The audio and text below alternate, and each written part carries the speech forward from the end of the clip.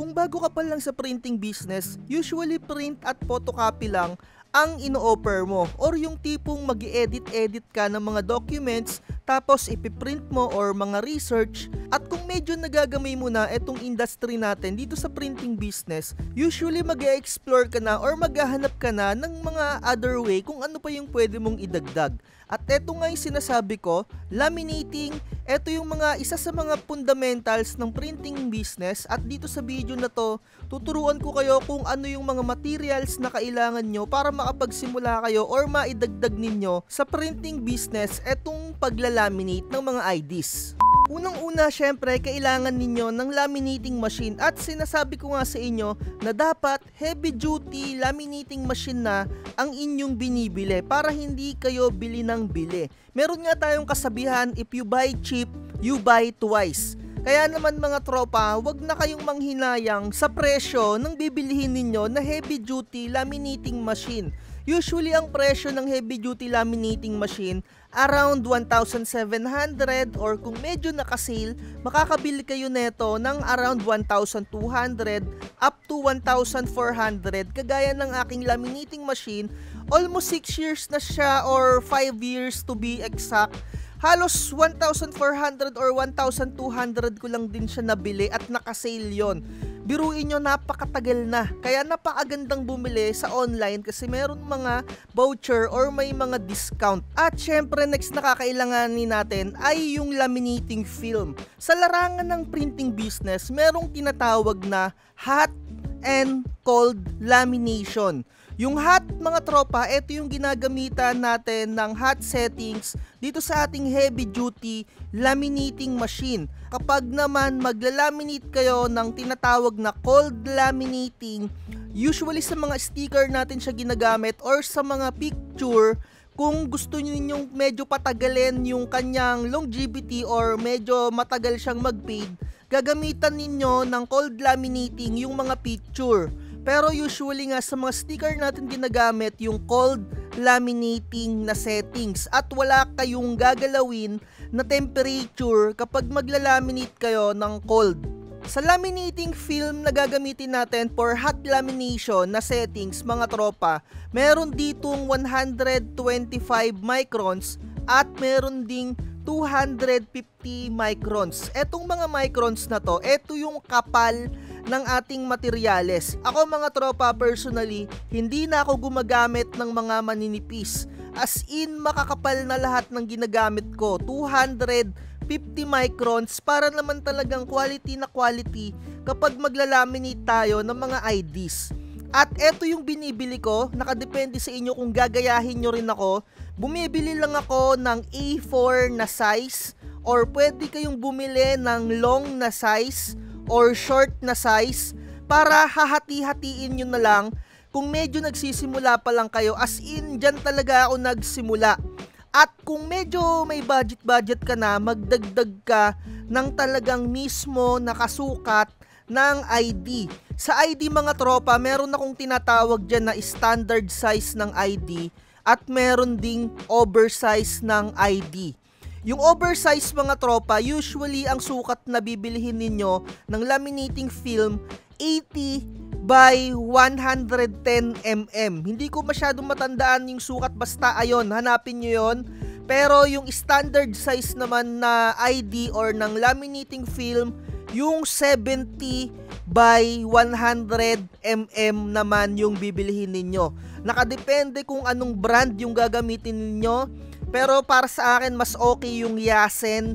And okay din naman yung Quaff, pero mas nasanay lang talaga ako sa brand ng Yasen. So, inuulit ko, kung medyo may budget ka, pwede kang bumili ng long na laminating film para lahat makikater mo na sukat. Or kung hindi naman, pwedeng bumili ka ng mga ID size, or kagaya nga ng ginagawa ko na sa ngayon so far. Dati kasi isang sukat lang yung binibili ko, as in yung long lang. And nung naubos na yon, napansin ko walang nagpapalaminate sa akin ng long. Kaya ang binili ko na lang, parang short ata yung nakastock dito. And hinahati-hati ko na lang siya at bumibili na ako ng eksaktong pang ID size na 70 by 100mm at isang oversize na 80 by 110mm. At mga tropa, bumibili din ako ng 4R na sukat. Ayan lang yung usually na kadalasan na magkakaroon kayo ng customer. A4, 4R, ID size, at yung iba naman ay customized size. Kaya gagamitin ninyo doon yung short or long or A4, magka-cut kayo or manual cut. Ako mga tropa, hindi ako bumibili ng mga naka-roll kasi medyo nahahassle ako doon. Gusto ko yung mga nakalapat na, as in yung hindi na nakabilog-bilog pa. Pero kung medyo masipag talaga kayo, as in yung talagang hindi kayo nahahassle, ako kasi medyo tamad yung galawan ko, pwede kayong bumili ng mga naka-roll to roll. Talagang mas malaki yung kikitain nyo doon. Pero kung, ayun nga, kung nahahassle kayo, edi gayahin nyo na lang yung galawan ko.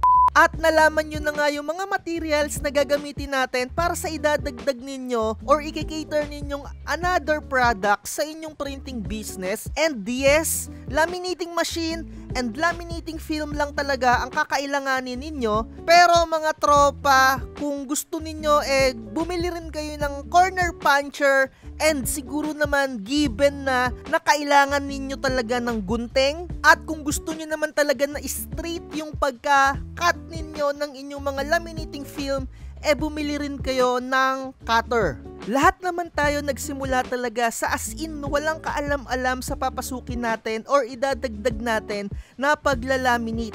Talagang sinasabi ko sa inyo, practice is the key, research is the key. Kaya naman meron akong ibibigay sa inyo na tips na para hindi na ninyo ma-experience. Salamat sa mga suporta ninyo at panonood.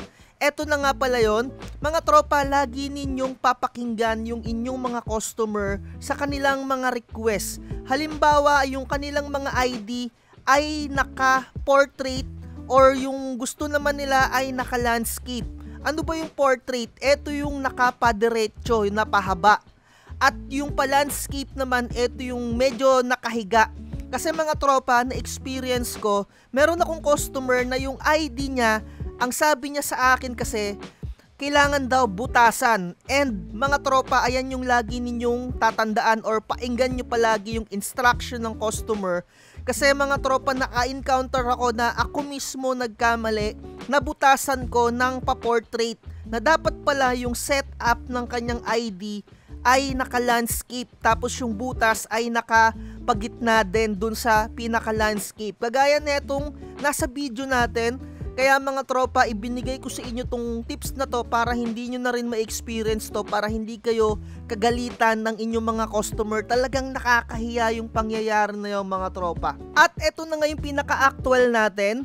Etong ID na to, lagi nyong i-check or papakiramdaman ninyo dun sa inyong mga laminating film kung kakasya ba siya sa standard size na 70 by 100 or para sa oversize siya na 80 by 110. At eto mga tropa, oversize yung gamit ko dito, 80 by 110mm. Tignan natin kung kakasya siya. Kasi ang sabi ng customer natin, instruction niya, butasan sa pinakagitna. At nakita ko nga na naka-landscape to. At kung nakikita ninyo, kung bubutasan ko pa to sa gitna, talagang hindi na sasakto. At matatamaan yung pinaka-data. Wag na wag ninyong bubutasan yung pinaka-data or yung pinaka-information neto, yung pinaka-papel, dahil ayun yung magiging prone sa pagkabasa or magiging sanhiyon or mapapasukan ng tubig. Maaari pang masira yung pagkakalaminate ninyo. Kaya dapat dito mag-customize na lang kayo ng pinaka-laminating film na which is eto yung gagawin natin. Isa sa mga kinagandahan kung meron kayong long or short or A4 na size ng laminating film 250 microns, kung meron mga natitira or yung mga retaso kung tawagin sa ating laminating film, wag na wag niyong itatapon yung mga retaso or yung mga sobra sa mga kinostomize ninyo na sukat, dahil talagang magagamit natin yan or magagamit natin talaga yan in the future kung meron tayong mga customer kagaya nga neto na hindi kasya dun sa pinaka-oversize na ID. At eto na nga yung pinaka-finish product natin. Pasensya na mga tropa dahil naka-blurred. dahil baka magalit yung customer natin, tignan nyo na lang yung pinaka margin niya or yung pagitan or yung spacing ng ating pinaka data at dun sa pinaka butas. Ganyan dapat yung pinaka maganda as possible na para sa akin. And depende sa inyo kung parehas tayo gumawa, pero para sa akin ito yung pinaka maganda na talagang tamang-tamang pag-laminate or yung pinakatamang pwesto. At mga tropa, yung ginagamit ko nga na temperature dito ay 140 temperature, and kapag nagkulay green na siya, ibinabalik ko siya sa 120, tapos nun inilalaminate ko na.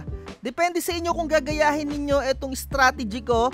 Pero tip ko lang sa inyo mga tropa, wag nyo munang gagalawin yung temperature sa unang-una. Ibig kong sabihin, dapat naka-zero muna siya bago nyo siya buhayin. And gagalawin nyo na lang yung temperature niya once na naka-open na yung machine para hindi masira kagad yung kanyang pihitan. Kung malalaking size naman yung kailangan ninyong ilaminate, usually nag-i-stay na lang ako dyan sa 140 at dinadalawa ko siyang salang.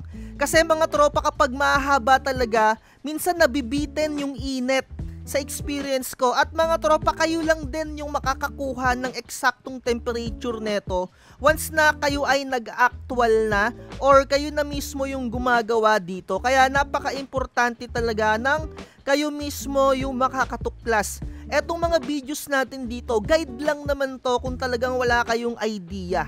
When it comes naman sa presyuhan mga tropa, yung standard size sa akin, 250 microns, 30 pesos ko siya sinisingil. Kapag ka oversize naman, 35 pesos. Tandaan nyo mga tropa, ako 250 microns lang yung ginagamit ko, hindi na ako gumagamit ng mga maninipis. And kapag nagko-customize ako kagaya ng ginawa natin sa video na to, 40 pesos naman yung singil ko sa mga ganon. Pero minsan binibigyan ko rin ng discount kapag medyo good mood ako ginagawa ko rin siyang 35.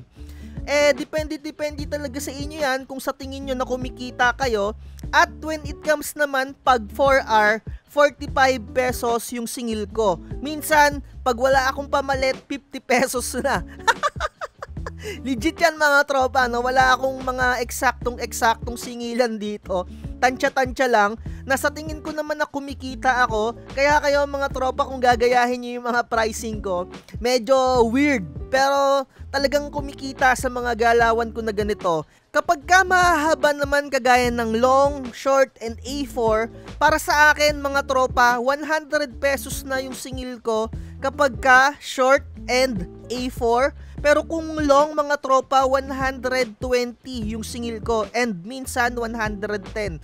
Pero usually 120 talaga yung singil ko doon. Dati kasi mga tropa, 60 pesos or 50 pesos lang yung singil ko. Sa mga mahaba as in A4 and mga short, napapansin ko tumataas yung kuryente. At talagang hindi profitable sa presyuhan na ganon. Na kahit nasabihin natin, nasa bahay lang tayo, kaya nag-standard na ako. Kapag ka short and A4, 100. Konting recap lang tayo. Kapag ka ID size na standard, 30 pesos. Kapag ka oversize, 35 pesos. Kapag ka customize naman na ID na oversize, kagaya ng nasa video na to, 40 pesos yung singil ko. Kapag ka 4R naman, 45 to 50 pesos. Kapag ka short and A4, 100 pesos. Kapag ka long, wala akong usually na customer na ngayon ng long. And depende kung gagayahin nyo ako, kung pwede 100 or 110. Nasa sa inyo. At wag na wag kayong sisingil ng mga tipong tigsa 10 lang na ID, 15 pesos. Wag nyo namang sanang sagasaan yung ibang nagninegosyo na merong mga business permit, yung mga ganyan. Naiisipin ng mga customer natin, mura lang pala yung mga ganyan, 'di ba? Mag-standard pricing kayo, mag-start kayo ng around 30, mga ganyan, or 35. Yung tipong mga 20, kahit papano, okay na yun Wag na kayong bababa sa mga 20 or 15 pa. So talagang ang mahal na ng kuryente. Kaya nag 30 pesos na ako. Eto, totoo to mga tropa. Dati 20 pesos lang yung singil ko. Around pandemic kasi ang daming nagpapalaminate. Ngayon mga tropa, ang mahal na ng kuryente. And alam nyo yon, na talagang para sa 20 pesos. Magsisimula ka magpainit ng laminating machine nyo kasi hindi naman pwedeng gamitin yan, papalpak yung output ninyo kung hindi mainit. And sa tingin ko kung isa lang yung magpapalaminate sa inyo tapos 20 pesos lang, mga tropa, yung sipa ng kuryente, napakalakas ng gamit ng laminating machine natin mga tropa, sa totoo lang.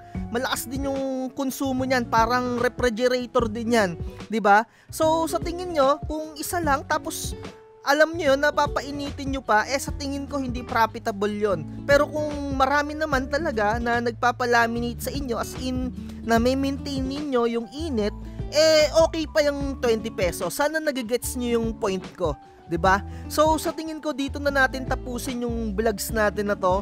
And kahit papano, maidadagdag ninyo itong laminating business ninyo sa mga sinimulan ninyo na printing business. Kinumpleto ko talaga itong vlogs na to. Pasensya na kung medyo mahaba. Sana natutunan nyo. At kayo na lang mag-explore kung saan nyo pa pwedeng gamitin yung laminating machine ninyo. Usually, pwede yan sa calling card business and sa mga PVC ID printing. Meron na tayong mga tutorial niyan. Ilalagay ko na lang sa description yung mga link. At kagaya nga ng sinasabi ko, laging mag-research at huwag magpapauto. Message nyo ako mga tropa sa mga gusto mag-avail ng mga printing template natin at Canva Pro. So ayun lang, like, share, and subscribe. Lagi ko talagang sinasabi to, huwag na huwag magpapauto. Bye-bye. Kitang puso'y dinaan sa promo. Huwag kang magpapauto, mag-isip ka sa pilian. Sa laro ng buhay dama,